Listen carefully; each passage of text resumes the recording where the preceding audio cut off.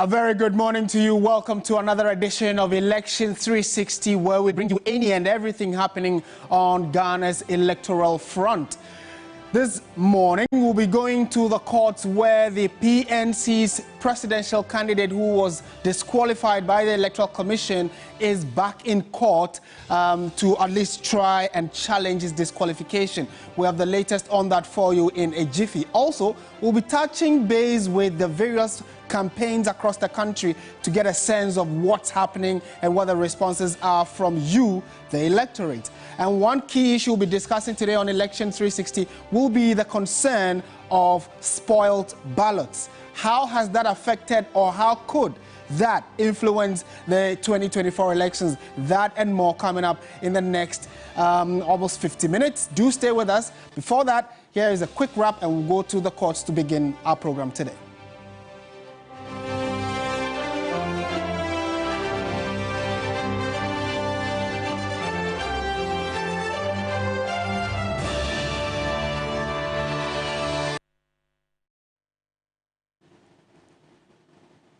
Right, so you would recall that in the last few months, when the Electoral Commission decided to name those who have qualified to stand as presidential candidates, a number of them were disqualified. Key amongst them was the People's National Convention, the PNC, and the flag bearer there who was sad about his disqualification and has been throwing technically tantrums, as some have called it, is Mornah. Now, he dragged the Electoral Commission to court, seeking why the EC disqualified him, and amongst other things also stated that if it were because of the errors in his filing form that the EC disqualified him, the form itself that the EC presented to the presidential candidates also had some mistakes. So the EC cannot base its disqualification on just that.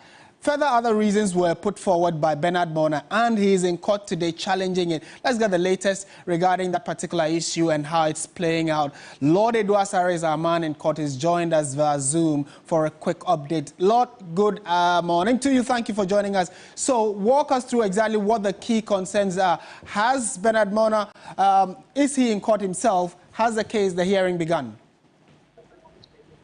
Hello, Martin. So essentially, yes, the case has been called. It's actually over. Earlier, the Electoral Commission, they were absent in court, but Mornah, sworn by supporters of the PNC, as well as his running mates and other members of the party, turned up in their numbers in court. Now, his lawyers argued on two main fronts. That one, the EC did not provide the particulars of the errors that they claim he made, and also the second thing was that they did not give him the opportunity to make corrections to these errors. Now, the lawyer for the Electoral Commission, lawyer Amenfi, indicated that that cannot be the case, but he failed to provide, especially the EC failed to provide the documents of the document which was submitted by the PNC presidential candidates, and so the court actually told him that he needs to show that document in court to see exactly what Mornah resubmitted to the EC, for which reason they have come to this point. And so a lot of arguments were made, and afterwards, the lawyer for Mornah indicated again that as it stands, the EC has still going ahead with their planned calendar on what is happening regarding the printing of some ballot papers and all that. And so he was actually praying for a court order to restrain the EC to halt their activities for now until the determination of the concerns or the orders that they are seeking. But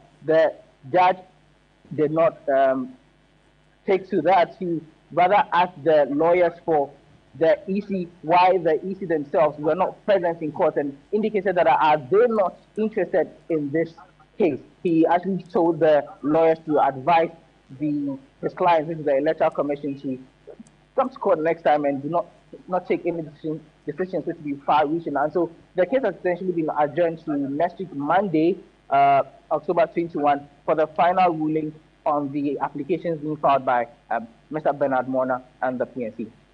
All right, Lord Eduasa, thank you for that update from the court, and it has to do with what the Electoral Commission, clearly from what he's saying, the Electoral Commission failed to appear in court. But what could this mean if, for instance, the EC decide, I beg your pardon, the court decide to overrule or overturn the decision of the Electoral Commission, which will mean Bernard Mornah has to also now be on the ballot paper. That could change even the numbering of some of the contestants on the ballot paper. We'll see how all of that plays out, hopefully next week when the case is heard again in court. Thank you, Lord Eduasa, for that update. All right, so I indicated to you that one big concern almost every political party has raised, and everybody that is a stakeholder when it comes to Ghana's politics, is that of spoiled ballots. There are calls for political parties and the EC to step up public education to reduce the rejection of ballots during the national elections. Now, data available shows a rise in incidents of spoiled ballots, with just the 2020 elections recording a decline. Let's take you through some of the specific numbers we have and how we've been monitoring all of this in the last few years. And you'd know that when we started elections in 1992, as of that time, the total number of rejected ballots. Now, what could be accounting for this? We'll try and find all of that out shortly. But in 1992, over almost 150,000 ballots were rejected, or what the EC officials will call technically spoiled ballots. About 150,000 of them, specifically 149,813. Interestingly, in the next election, there was a decline where we had just about 111,108 spoiled ballots, which many thought was a good attempt to get the voter population to understand what to do when they are in the ballot booth or the election booth to vote. Then in 2000, a further decline. So it meant that public education had gone down well and the responses were pretty good. And from nowhere, out of the blue, we saw a sudden shoot in 2004 of spoiled ballots, hovering around 118,000. In fact, over 188,123 spoiled ballots were recorded. 4 years after that, the situation was even worse. That's the highest number of spoiled ballots we have recorded in our electoral history. 205,438 ballots were rejected or seen as destroyed ballots. In 2012, there was another decline. We came to around about 153,222. In 2016, we had about 186,882. Then in 2020, which was the most recent elections, we have, probably throughout history, it's the second lowest we have seen in a long while, 101,482 spoiled ballots. So the concern is, how do we keep the number of 2020 elections and even get it to reduce further? That's one of the key issues we would want to pick the thoughts of a political analyst on. Dr. Samuel Efriye is a political analyst and has joined us via Zoom to put some of these issues in perspective. Where do we fix the problem from? Is it the Electoral Commission? Is it the the NCC, National Commission on Civic Education? Is it that they are losing or unable to reach the electorates to educate them well? Or is it that the electorates are not concerned about where they vote? What exactly is the challenge? Doc, good morning to you. Thank you for joining us on Election 360. Yes, good morning, Martin, and good morning to your cherished viewers as well.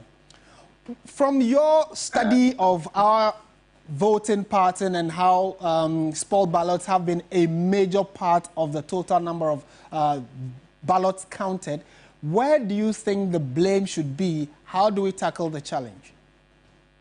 Yes, once again, thank you. Our democracy is maturing, but our individual voters are not maturing, or they always get confused when it comes to elections.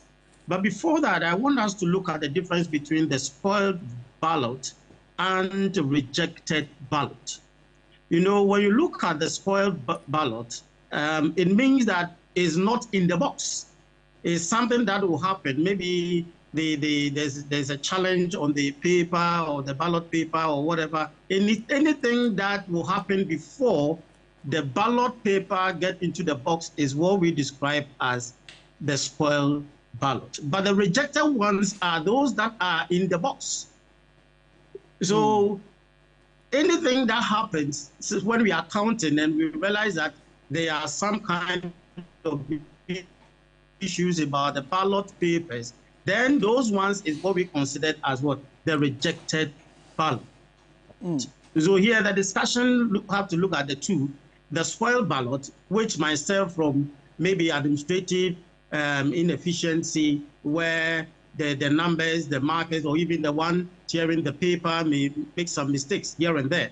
But our concern now might be the rejected ones, those that will find themselves or itself into what? Into the box. Right. And for all these who are looking at the data that we have shown to us, you can realize that we have not been doing enough to ensure that these ballots, the rejected ballots, we work on it. And we all have to blame ourselves, from EC, from political parties, from NCC, and also the political agents, all because we don't educate our individuals, voters. We tend to concentrate on the administrative, we tend to concentrate on our campaign, but at the end of the day, looking at even some of the elections where the difference might be 40,000, and you look at the figures, as you have shown on your analysis, it's more than even 100,000. And 100,000 is not an easy kind of, but that is the figure is too much. So for us, and you know that if you don't work on this, the cost implication, look at the numbers, 800,000, more than 100,000, we can work it to have it at a reduced number. If we don't work on it, and let's assume our elections goes on let's say, on runoff, look at the cost involved. Look at the expenditure the country will incur when some of these things are not worked out for us to what to ensure the winner of the election. Right. So the causes, as it might be deliberate. Some people might intentionally, especially some of the agents, might intentionally want to create problems or want to have a rejected ballots, want to spoil some of these ballots. They will just pump it anyhow or create any. And some are also the that is not deliberate, that is accidental.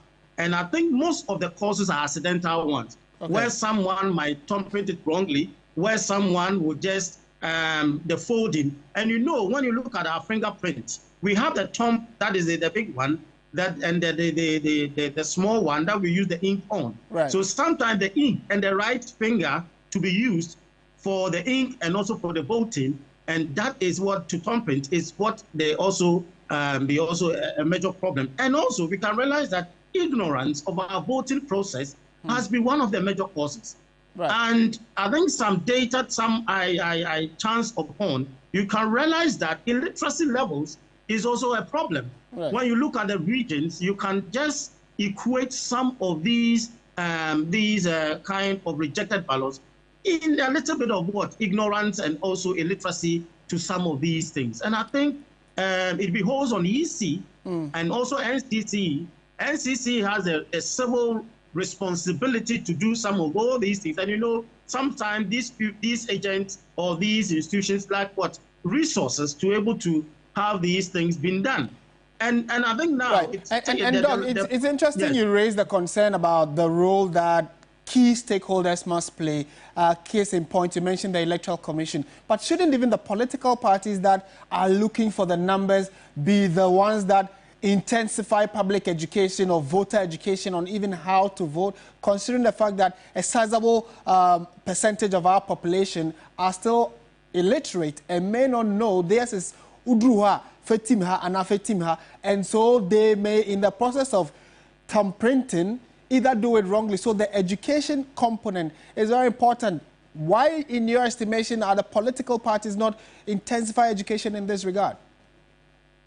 Yes, I agree. I think it should not have been the responsibility of the political parties or even the political agents, but the inability of these two big institutions, the EC and NCC, of not taking their civil responsibility is what is making the political and parties and the agent has to take that responsibility. And that is what now they have to do it. If not, they are the one to lose. because you've invested a lot in political campaigns, you do a lot of things, and at the end of the day, you don't train your agent well, you don't educate that is the voters. And it's not a responsibility of the political party to educate voters. But now the institutions are not doing it. So you have to take that responsibility. And I think seriously for some few days ahead, they have to take that responsibility to ensure that these things are being done so that it won't create much problem for the parties and also for the country in general. Dr. Samuel Efree, a pleasure talking to you. Thank you for your time on Election 360. And he was, trying to talk us through the probable causative reasons why our elections over the years have recorded rejected ballots, and he tried to give a clear distinction between rejected ballots and spoiled ballots. And clearly, our concern this morning has to do with rejected ballots, those that go and vote.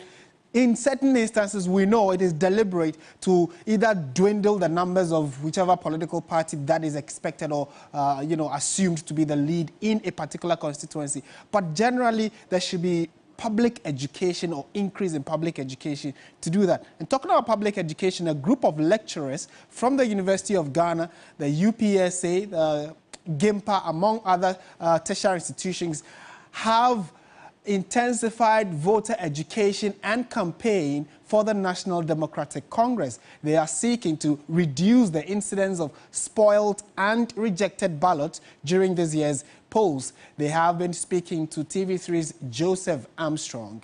And because you can also see on your screens that they have actually decided to go to the people and ensure that they get to understand the necessities in doing the voting right, because it could affect the numbers. So let's listen to some of the concerns that were raised by the electorate and the activities of these lecturers. Today, the lecturers at the UG University of Ghana campus are at the Bawumia market as we speak. We have met the people of the market, the shops, and we are doing voter education. So apart from telling them about John Mohammed's policies and the NDC, we are also doing voter education. So we try to explain to them and ask them to identify the umbrella on the ballot paper, and we show them how to put their thumb after the ink on the ballot paper and how to also vote in the market.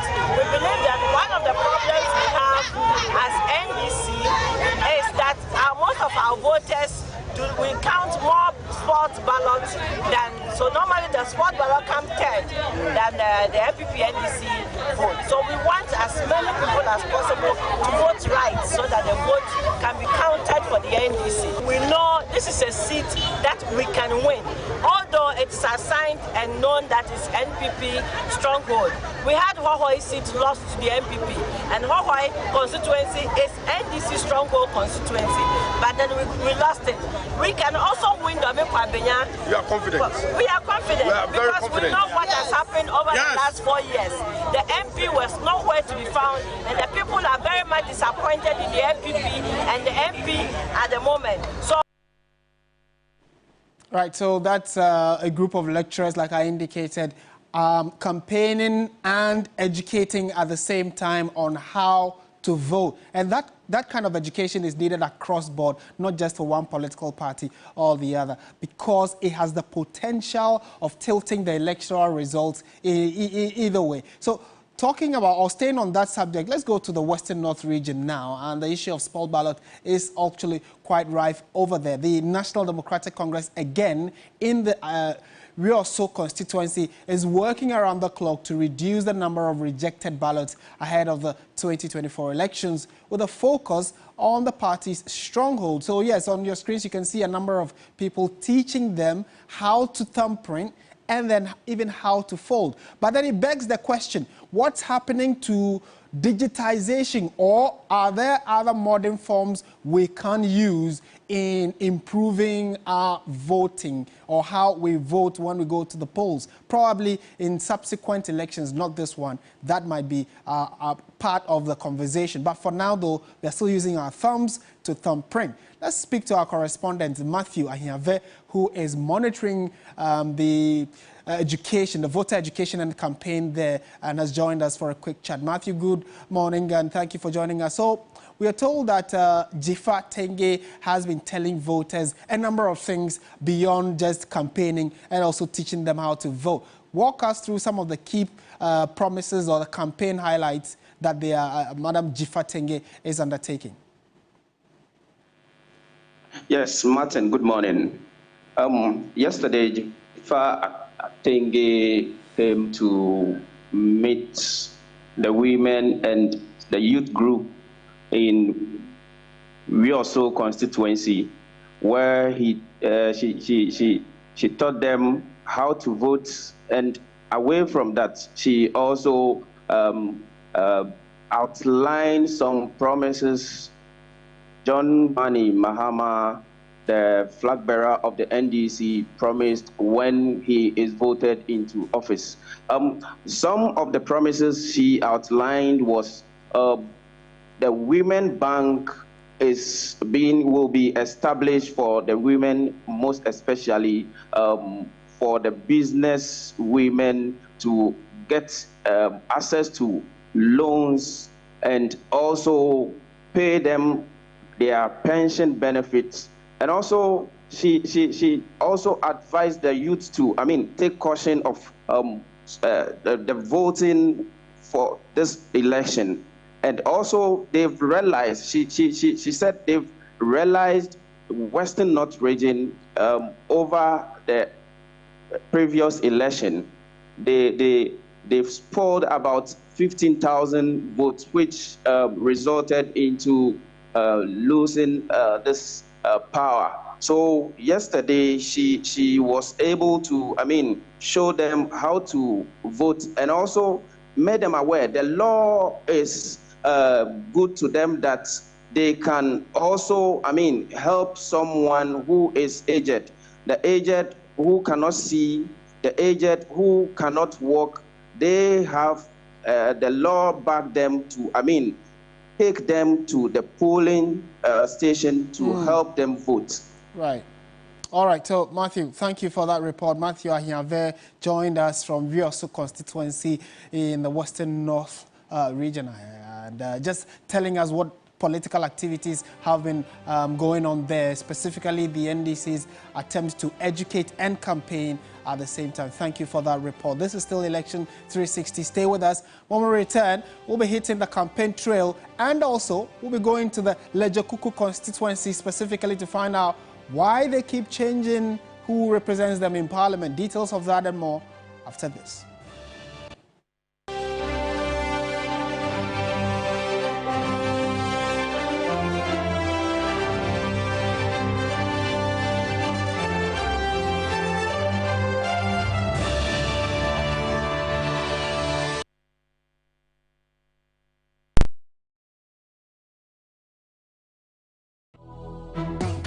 TV3 brings you the biggest award-winning reality TV shows that you can never get enough of.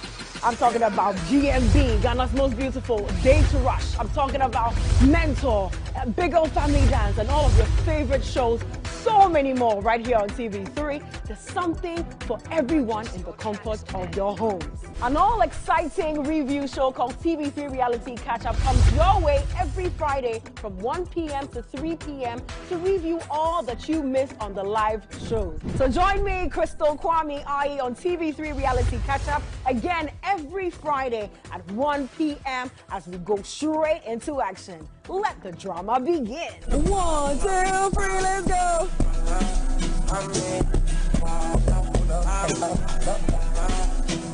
Hey, that's right. In a world where colors, this is TV3.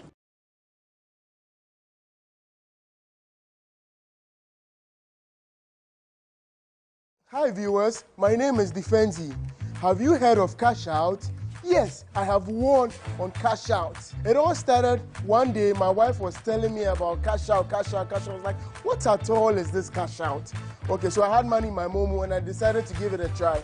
Then I left off to work and I got a message. Wow, 5,000 Ghana cedis. Can you imagine? Next week I did it again and I won another 2,000. That same week, my wife also won another 2,000. Cash out is real. Wow, I'm enjoying. Do you watch TV3? Star 439 hash. Star 439 hash. I will do it over and over again. You too can be a winner.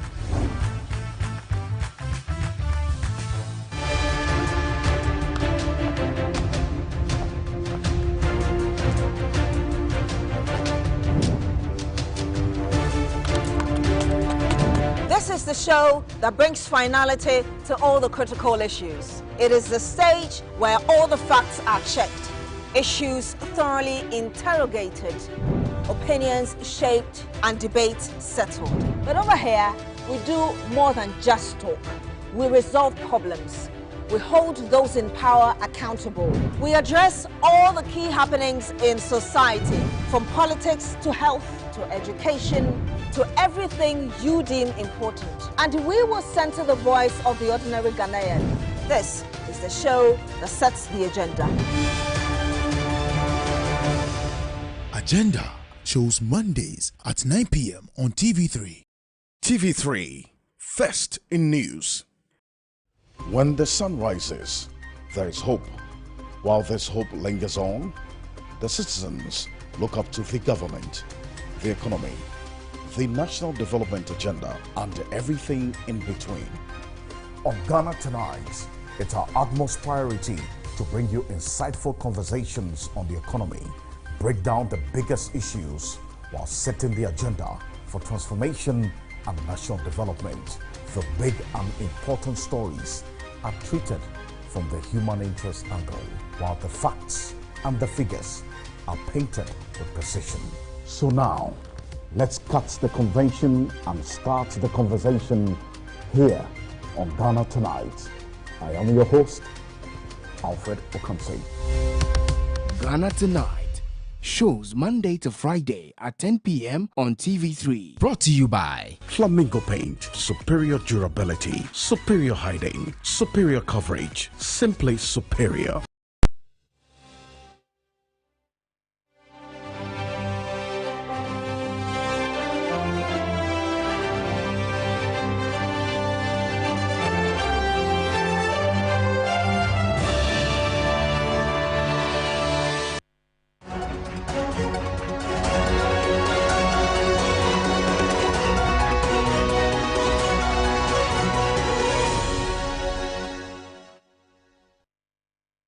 Welcome back to Election 360 here on TV3, where we talk every and anything elections and politics. If it is happening, this is your trusted source to get it. Today, we are on the Ledzokuku constituency for Constituency Watch. And joining me in studio is my colleague Joseph Akablay to walk us through what the numbers have been in the last few years of voting and what we should expect, hopefully, going forward. Thank you for joining us. Let's delve straight into it. So, Ledzokuku in focus today. Very interesting constituency. It's one of those constituencies that used to tell us a story of who is winning the national elections, with the exception of the 2020 elections, that we had a bit of difference then. So we see the slide that we have available here. You see that the NDC has won 5 times, the NPP winning 2. So if you look at the 2 times that the NPP won, you realize that the presidential election, they won the year 2000, NPP won. John Ledzokuku, he also won in 2004. For the NDC, we know Rawlings won 96. He also won 2008 and 2012. We know that for 2008, you had John Evans Atamils winning that particular year. 2012, John Mahama also won. But 2016, you see a change in there. In that 2016, the MPP did win the elections. Then for 2020 also, the MPP won the election as well. So that is the change that occurred there. But the parliamentary... So the point you're making is that although for the national elections, NPP won in 2016 and in 2020, for this particular constituency, NDC retained the presidential win. Absolutely, right. Absolutely. So then, if you look at the parliamentary, it tells quite an interesting story. So far, since '96, the NDC has won 4 times, the NPP has won 3. Again, we see a similar trend here. And so all the 3 times that the NPP won the parliamentary seat, they also won the national election. So you see 2000, 2004, and 2016. Again, it's playing out in a similar manner here, except 2020. So it was more or less replicating what is happening at the national level. So the party that picks the parliamentary seat also picks the national seat as well. But the only difference being what happened in 2020, which makes the 2020 election an exciting one. Another important thing is also very similar to the Adenta constituency that we spoke about yesterday. They've never given any MP a second term as well. Either you lose in the main election or you lose in the parliamentary primary that takes place as well. And so going into the 2024 polls is between Benjamin Ayiku-Nate and Bernard Okoboy. Benjamin Ayiku is the current member of parliament coming up against Bernard Okoboy, the health minister. And so an interesting contest there.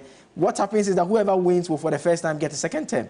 If Ben Ayiku wins, he makes history by becoming the first MP to get a second term. Right. If Dr. Okoboy also wins, then he also is getting a second term, even though it's not a consecutive term, he's coming back to get 10. So it's one of those constituencies that we have described simply as a battleground because it more or less tries to give us a sense of who is winning the national elections, and it's a very crucial one up for grabs. Interesting. And definitely we'll be keeping a very close eye on that as well. So like we indicated, the next constituency we may be watching may be yours. However, talking about the Ledzokuku constituency, Emmanuel Samani visited the area a few days ago, interacted with some of the electorates on what their key concerns are, and has filed this report. Ledzokuku is diverse. Call it the microcosm of Ghana's broader socio-economic landscape. Politically, it is known for its active civic engagement and political shifts, what you'd call a swing constituency. As the general elections approach, it is not lost on supporters that it's time for another battle for the thumb of the people. Coming back of Honorable Bernard Okoboy is possible because NDC has never, but like they haven't done anything for the constituency. They only use excuse. My government is not in power, my government is not in power. But we know that projects are lobby at parliament. Historically, Ledzokuku has not kept one MP for more than a term. Dr. Bernard Okoboy is returning to contest for the second time after constituents voted him out in 2020. His supporters take the opportunity to throw jabs at opponents in the hopes that it wins over voters to the other side. Drainages, they have not even seen drainage before when NDC has come to power. NDC was in power when Senna was in power. They were having an MP. Nino Oteduya, who is now late, was an MP. His president was in power, but they didn't do anything for the constituency. In 2020, Okoboy lost the general election to the NDC's Benjamin Ayiku-Nate by about 1,800 votes. Today, Ayiku is the one to defend his title with hopes to break the jinx. I want to show you what the city MP is doing. City MP is a businessman, but he's constructing polyclinic for tertiary people. Okoboy is in the health sector. Formerly, he was a deputy minister for health. What has he done? We have a cheap compound, which was built for the people of Teshi. They used the cheap compound for electoral commission people to be a storehouse. He highlighted several key achievements of Benjamin Ayiku, particularly in the areas of health and education. We have a small clinic at Teshi Township to take care of the whole township, and they have a lot of challenges. They don't have IMS machines, they don't have X-ray machines, and so kind of things. You cannot have provided all for them. At Lekma there, I learned they make this thing that there's a free maternal care or whatever they said.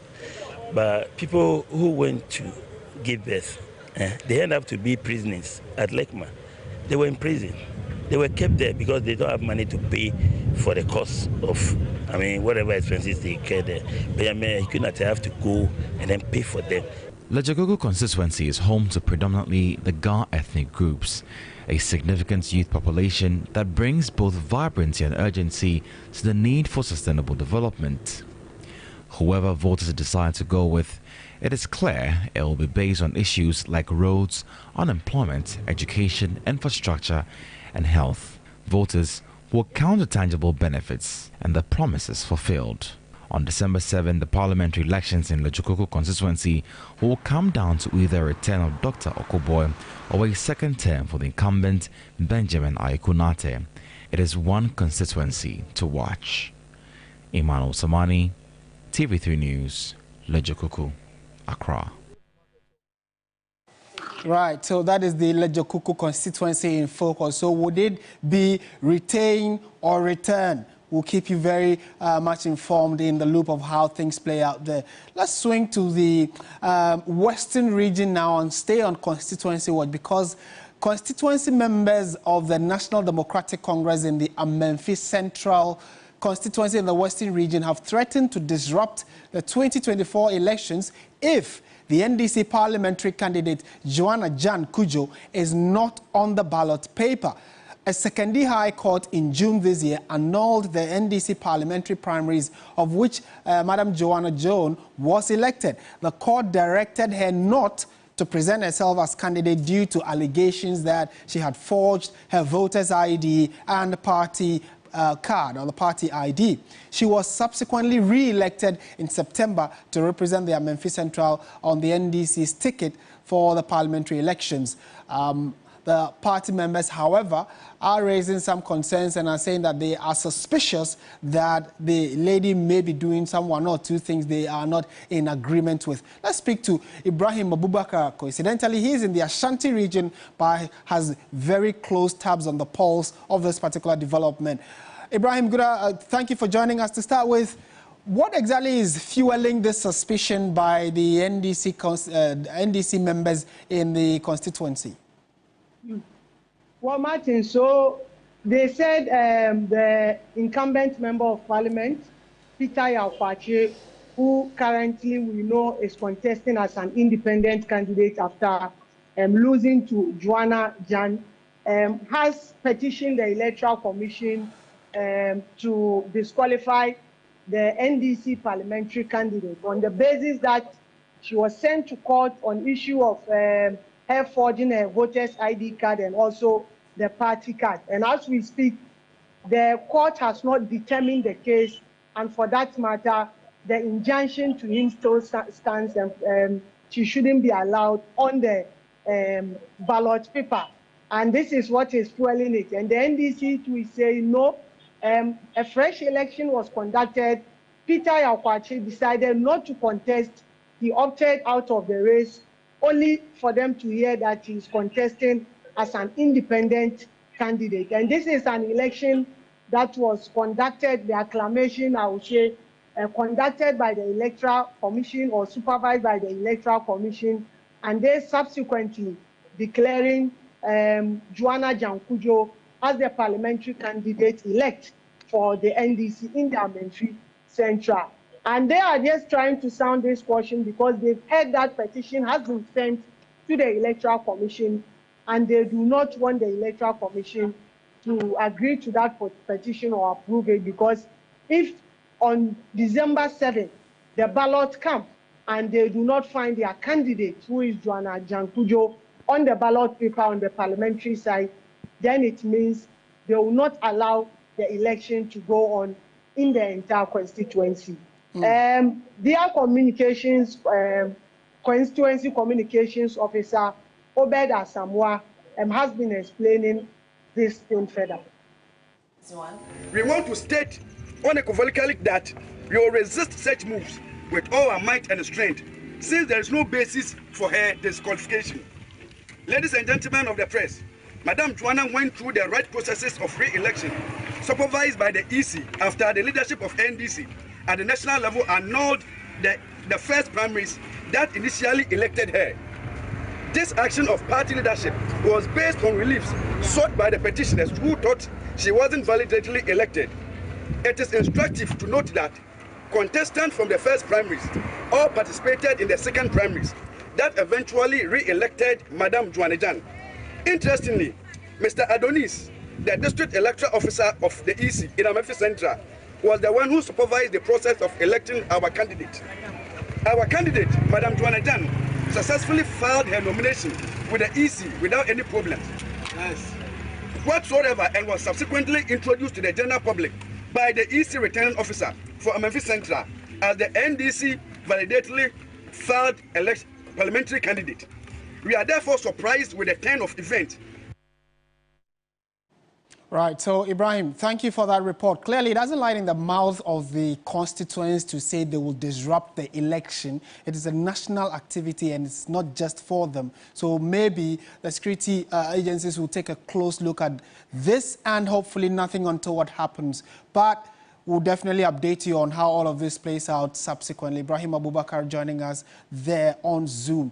Staying on issues of constituencies and various developments, we are going now to the Savelugu constituency where in the 2020 elections there was a fatality in the general elections. A 12-year-old girl identified as Zakaria Samira died after she sustained a gunshot wound when unidentified gunmen shot into a jubilant crowd. 3 others sustained various degrees of injuries and were rushed to the Savelugu Government Hospital.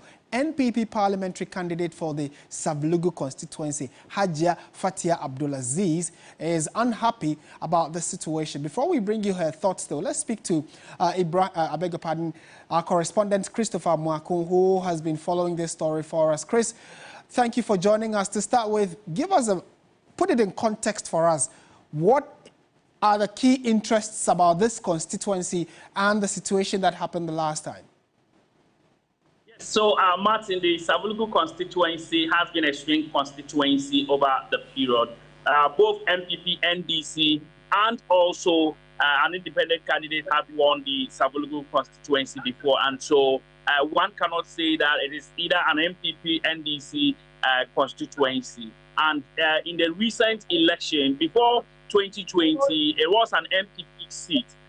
But in 2020, elections, the NDC beat the NPP's candidates there to win the seat. Even though the votes that accounted for this win was less than some 50 votes, but the NDC still managed to win. You remember that particular election, the case was sent to the Tamale High Court by the MPP's parliamentary candidate, and the court finally ruled that the NDC actually won the seat. And so, fast forward in 2024, Hajia Fatia Abdulaziz won the MPP primaries and is contesting in the election. The Savelugu constituency is a local constituency. When we say local, it means that the people believe that development is one key thing that they are looking for when it comes to choosing their leaders. And so it's been fought and coming for both the MPP and the NDC when it comes to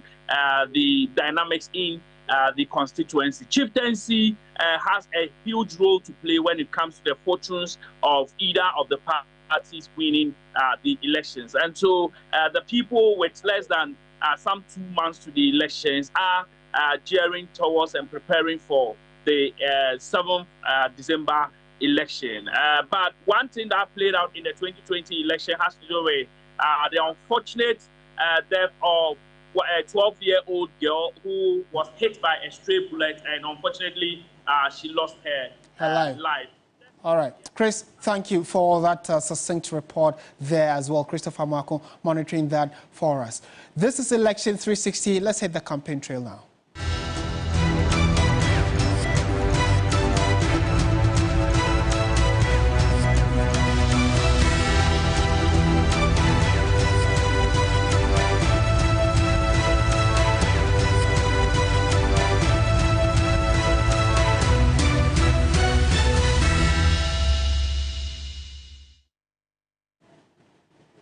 Now, the NDC's vice presidential candidate, Professor Nana Jane Opoku-Agyeman, will wrap up her Bono Regional campaign today. She has been canvassing for votes in the region, and Evelyn Tingma, my colleague here, has been embedded in that particular campaign trail, campaign of the NDC's running mate, and has joined us for some updates of what exactly has been happening regarding her promises, her campaign, and also the responses she's getting from electors. Evelyn, thank you for joining us. As of yesterday, we were told that the vice presidential candidate was in the Bono region. Is she still in that region? Where is she expected to go from today? Prof is still in the Bono region, and as you know, the Bono region has 12 constituencies. And of course, yesterday when Prof started her Bono regional campaign, she was able to visit 5 constituencies, and we are talking about Dorma West, Dorma Central, Dorma East, and Berekum East, as well as Berekum West. Now today, Prof is in the Sunyani East constituency, where she will be having an engagement with some professional bodies. Later, she will have an engagement also with students of the Sunyani Technical University, as well as interaction with weekly market women and drivers here in Sunyani. Then Prof will then move to the Sunyani West constituency, where she will have an engagement with Queen Mothers at Odumase. And then today she's also expected to go to the Tai constituency, where there will be a delivery of chiefs and community members in Soko, where that engagement is also expected to take place. And then her last constituency to wrap up her Bono regional campaign tour will be in Wenchi, where she will have a community engagement at Ewusa. And so basically that is Prof's itinerary for today and what she has been doing in the region so far. But the Bono region, as you know, has always been a stronghold of the NPP. And so, for instance, in 2016, the NPP had 11 parliamentary seats and the NDC had just 1 seat. But in 2020, the NDC was able to secure 6 seats and the NPP also having 6 parliamentary seats here. And so this is a region, I guess, the NDC will want to focus more in terms of campaigning, either to maintain their 6 parliamentary seats or probably increase them.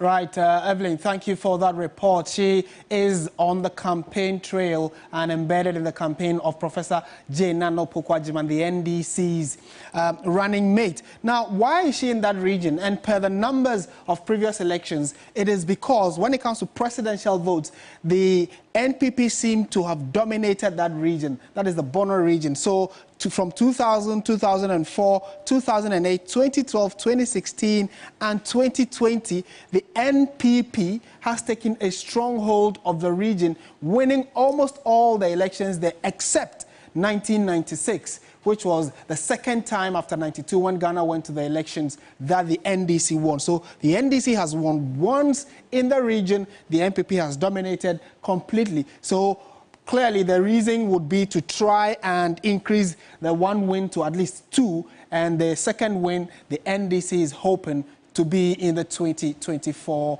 elections. And so that's why she will be in the region campaigning. And so we're staying on issues of the campaign trail. This time around, we are shifting from the NDC to the NPP, and the flag bearer, Dr. Mahmoud Bawumia, is promising to improve agriculture by cutting down on imports to encourage consumption of local produce. He also wants to tackle the price of electricity through the use of solar power. And he's been speaking to chiefs and people of Amanting in the Bono East region. Right, so the NPP flag bearer, Dr. Mahmoud Bawumia, is in the Bono East region. We'll tell you a bit about it. We just spoke about Bono region. This is Bono East. Let's find out what exactly Dr. Mahmoud Bawumia has been telling the electorates there.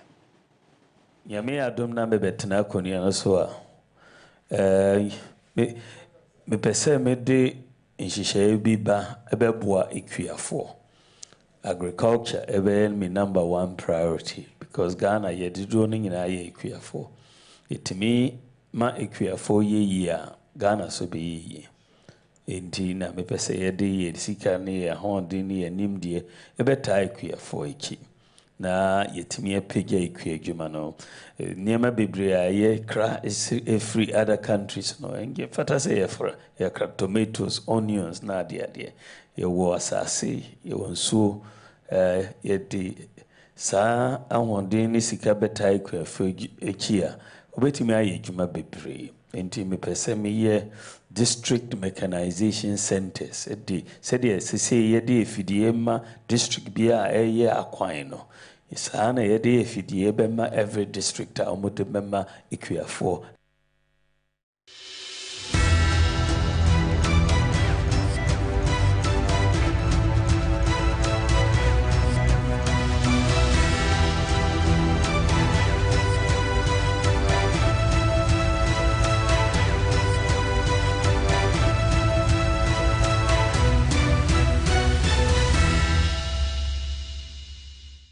All right, so that's it for Campaign Trail, and actually that's it for our show today on Election 360. Thank you for making time to join us. Join us same time tomorrow at 11 a.m. where we talk any and everything politics. I am Martin Esiedudati on behalf of the team. We say thank you. Good afternoon.